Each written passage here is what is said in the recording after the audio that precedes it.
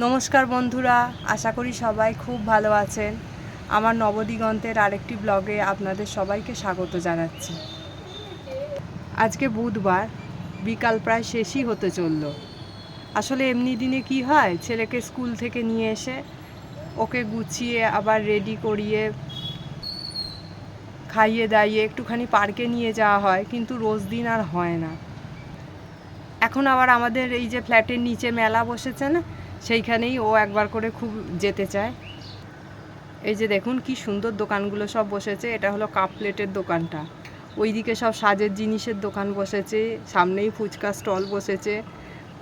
আমাদের এই জানলা থেকে না খুব যত সন্ধে হয় তত দেখতে খুবই ভালো লাগে। চারিদিকে লাইটিং হয়। আবার যখন মেলাটা শেষ হয়ে যাবে না, তখন পুরোটা এখানটা একদম অন্ধকার হয়ে যাবে। তখন মনটা খুব খারাপ হয়ে যায়। আজকে আর পার্কে যাওয়া হয়নি, তাই সে ঘরেই খেলছে আজকে। একটু তো খেলতেও দিতে হয় বলুন, নালে আবার সন্ধেবেলা পড়াশোনা সবই তো শুরু হয়ে যাবে। তাই এখন ঘরেই খেলছে আজকে মামা। আজকে আর বিকালবেলায় কোথাও বেরোয়নি।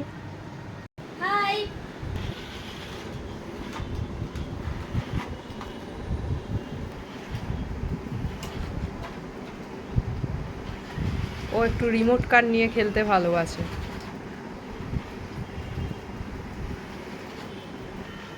এরকম যে কতগুলো রিমোট কার আছে ওর, ও ওইগুলোকে নিয়েই খেলাধুলা করে বেশি।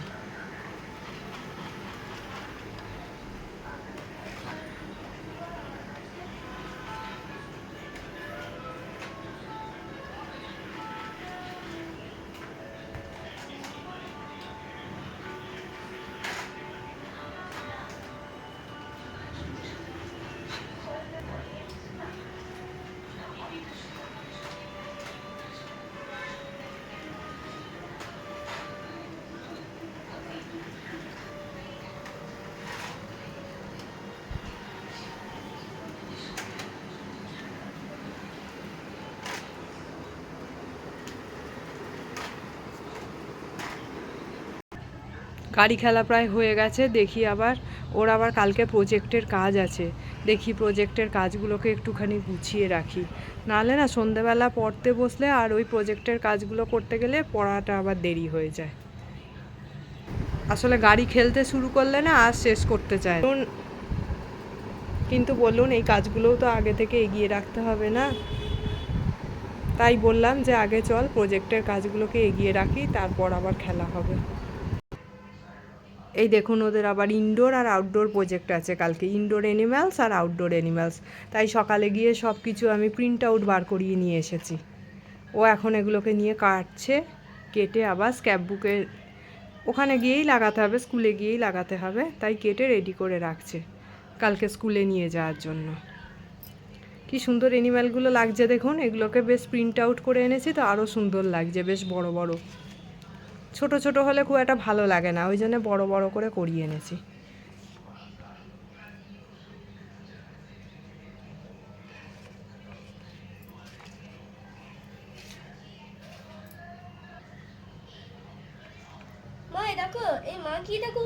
হ্যাঁ হ্যাঁ, এই জন্যই তো আমি র্যাবিটটা করিয়েছি। র্যাবিটটা কি সুন্দর দেখতে লাগছে না বাবু? হ্যাঁ। নাও তুমি এবার এগুলো কাট আউটগুলো কেটে ফেলো। এগুলো এক একটা করে কেটে ফেলো।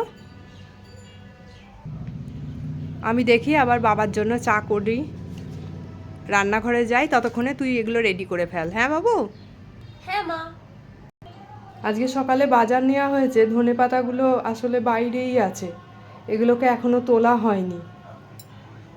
আসলে ধনে পাতাগুলোকে না আমি ঠিক ফ্রিজেও তুলি না।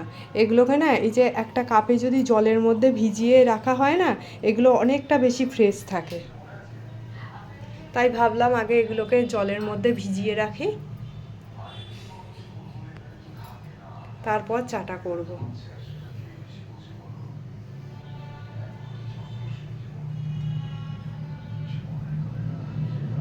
এগুলোকে ফ্রিজেও রাখা যায়, তবে আপনারাও যদি বাড়িতে করেন এটা একবার করে দেখতে পারেন। এগুলো তার থেকে বেশি যদি জলের মধ্যে ডুবিয়ে রাখা হয়, অনেক সময় হয়তো কেউ ভাববেন যে এটা নষ্ট হয়ে যাওয়ার ভয় থাকে, কিন্তু নষ্ট হবে না, একদম ফ্রেশ থাকবে। আমরা এই জন্য ধনেপাতা এলেই আগে এইগুলোকে নিয়ে একটা কাপের মধ্যে জলের মধ্যে ভিজিয়ে রাখি। এটা হয়ে গেল, এবার চায়ের জলটা বসাই।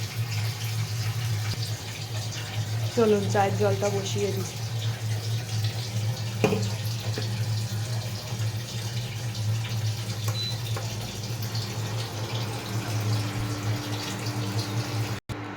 আমরা আবার কেউ চায়ে চিনি খাই না, জানেন তো। আসলে বেশ 3 মাস আগে আমার একটা বড় অপারেশন হয়েছিল, গলব্লাডারই অপারেশন বলতে পারেন, কিন্তু সেটা হয়েছিল হায়দ্রাবাদ এআইজিতে। সেখানকার সমস্ত ডাক্তাররা সবাই বলেন যে কোনো কিছুতে চিনির বদলে যদি আপনারা গুড় ব্যবহার করেন, গুড় বলুন বাতাসা বলুন, গুড়ের বাতাসা অবশ্যই, চিনির বাতাসা না, তাহলে অনেকটা বেশি মানুষের উপকার হয়। চিনি খাওয়াটা আসলে না মানুষের শরীরের পক্ষে খুব ক্ষতিকারক হয়ে গেছে। ওই জন্য আমরা এখন আমাদের কোনো রান্নাতেই, চাই বলুন বা যে কোনো রান্নাই বলুন, তাতে আমরা একদমই চিনি ব্যবহার করি না। আমরাও এখানেও করি না, আমার বাড়িতেও আমার মা বাপি কেউই করে না চিনি ব্যবহার। আর আরেক দিক থেকে চা করাটা খুব সহজও হয়ে যায় শুধুই। আর আমি তো অবশ্যই লিকার চা খাই, সেই জন্য আমার বাড়িরও সবাই লিকার চা খায়। আসলে আমি আগে একদম লিকার চা খেতে ভালোবাসতাম না। এখন যেহেতু আমার একটা অপারেশন হয়েছে, 3 মাস আমার অনেক কিছু রেস্ট্রিকশান আছে, সেই জন্য আমার বাড়ির সবাইও বলে যে আমার সামনে দুধের চা খাবে, ওই জন্য সবাই লিকার চা খায়।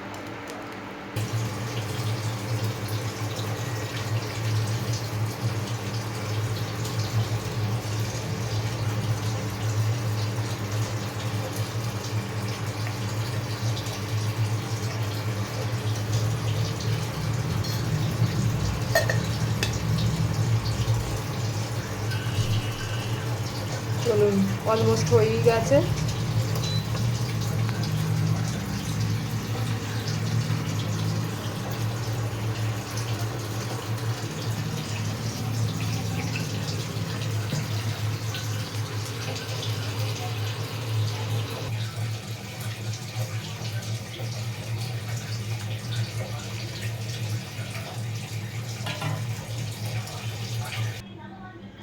হয়েই গেছে, এবার ট্রেতে করে নিয়ে আগে ঘরে যাই, ওর বাবাকে দিই।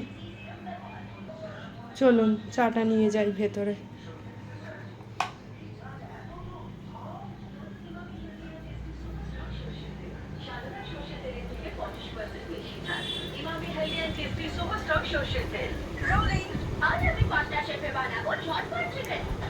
বিস্কুটগুলোকে নিয়ে আসি,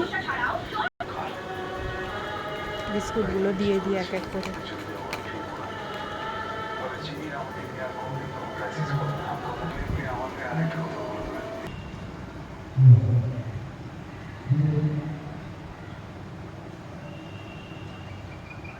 দেখেছেন লাইটিংগুলো কি সুন্দর জ্বলতে শুরু করেছে।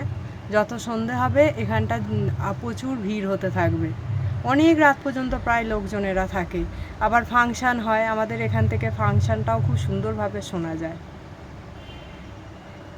ঠিক আছে বন্ধুরা, আজকে তাহলে এই পর্যন্তই থাক।